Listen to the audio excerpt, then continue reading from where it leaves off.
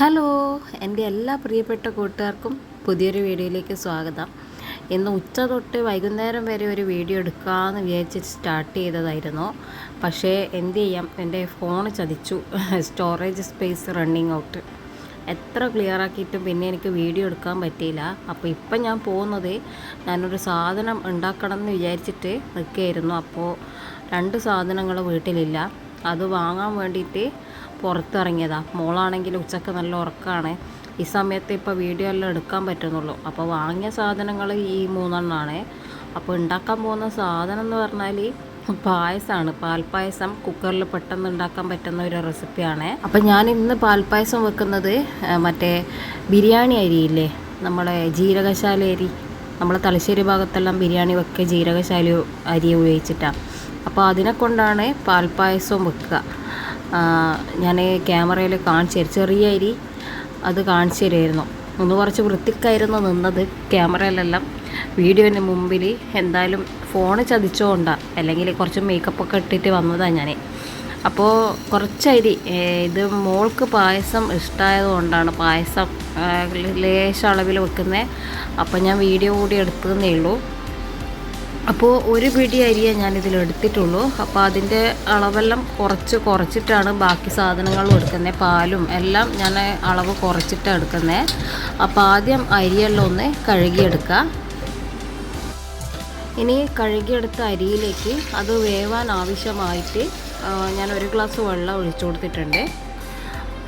ഇനി ഇതൊന്ന് വേവിച്ചെടുക്കുക. ഒരു 3 വിസിൽ കൊണ്ട് തന്നെ ഇത് വെന്ത് കിട്ടും. കാരണം ചെറിയ അരിയാണല്ലോ, അപ്പോൾ പെട്ടെന്ന് തന്നെ ഇത് വെന്ത് കിട്ടും.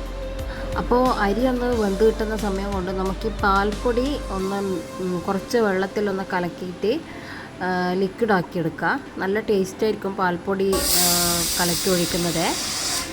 അപ്പോൾ ഇതിൻ്റെ വിസിലെല്ലാം ഏകദേശം വന്നിട്ടുണ്ട്. ഇപ്പോൾ അരി പാകത്തിന് ഒരു 3/4 ഭാഗത്തോളം വെന്ത് കിട്ടിയിട്ടുണ്ട്. ബാക്കി നമുക്കിതിലേക്ക് പാൽ ചേർത്തിട്ട് ഒന്നും കൂടി ഒന്ന് കുക്ക് ചെയ്തെടുക്കണം. അപ്പോൾ പാലൊക്കെ ഒഴിച്ച് ഇനി ഇതിലേക്ക് ആവശ്യത്തിന് മധുരം ചേർത്ത് കൊടുക്കുക. ഞാനിതിൽ 5 ടേബിൾ സ്പൂണോ മറ്റോ അളവിൽ മധുരം ചേർത്തിട്ടുണ്ട്. പിന്നെ ഇതിൽ ഞാൻ മിൽക്ക് മെയ്ഡും കൂടി ചേർക്കുന്നതുകൊണ്ട് കുറച്ച് മധുരം ഒന്ന് കുറക്കുന്നുണ്ട്. പിന്നെ അരിൻ്റെ അളവും കുറച്ച് കുറവായതുകൊണ്ട് മധുരം ചെറിയൊരളവിൽ ഞാൻ കുറച്ചെടുത്തിട്ടുണ്ട്. പിന്നെ ഇതിൽ ഈ സമയത്ത് ഉപ്പ് ചേർക്കണം. ഉപ്പ് ചേർത്ത വീഡിയോ ഇതിൽ റെക്കോർഡിംഗ് ആയിട്ടില്ലായിരുന്നു. അപ്പോൾ ഈ ഒരു സമയത്ത് തന്നെ കുറച്ച് ഉപ്പും കൂടി ചേർത്ത് കൊടുക്കണം. മധുരം ആവശ്യമെങ്കിൽ നമുക്ക് മിൽക്ക് മെയ്ഡെല്ലാം ഒഴിച്ചതിന് ശേഷം കുറച്ച് പഞ്ചസാര പിന്നീട് ചേർക്കുക. ഇനി ഇതിലേക്ക് കുറച്ച് മിൽക്ക് മെയ്ഡ് ഒഴിച്ചു കൊടുക്കുക. അപ്പോൾ ഇതും കൂടി ചേർക്കുമ്പോൾ മധുരം ഇതിൽ പാകത്തിലുണ്ടാകും. അപ്പോൾ പിന്നെ ഞാൻ അതിൽ ചേർത്തത് ഏലക്കായ് പൊടിച്ചതാണ്.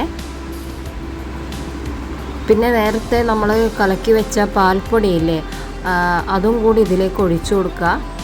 നല്ലോണം ഒന്ന് കുറുകി വരുമ്പോൾ സ്റ്റൗ ഓഫ് ചെയ്ത് വെക്കുക.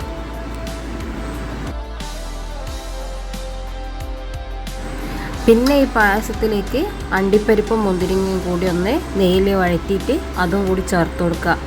കുക്കറിൽ വെക്കുന്ന പായസം വളരെ സിമ്പിളാണ്. പാൽപ്പായസം പെട്ടെന്ന് തന്നെ നമുക്ക് റെഡിയാക്കാനും പറ്റും.